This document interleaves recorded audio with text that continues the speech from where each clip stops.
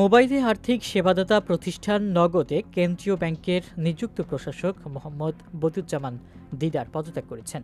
বৃহস্পতিবার বাংলাদেশ ব্যাংকের governor doctor Ahsan H মনসুরের নিকট পদত্যাগ জমা দিয়েছেন তিনি।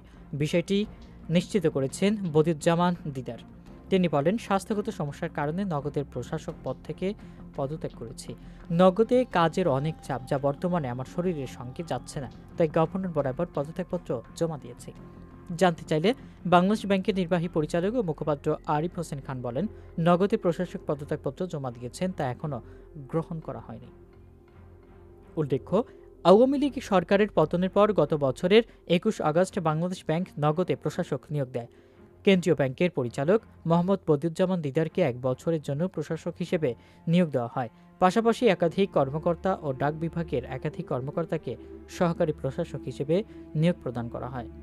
নিয়োগের পর নগদে বিভিন্ন অনিয়মের বিষয় তদন্ত করেন দিদার।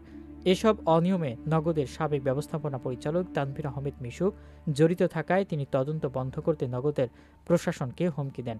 পরে গত সেপ্টেম্বরে হুমকির অভিযোগ এনে থানায় সাধারণ ডায়েরি করেন দিদার।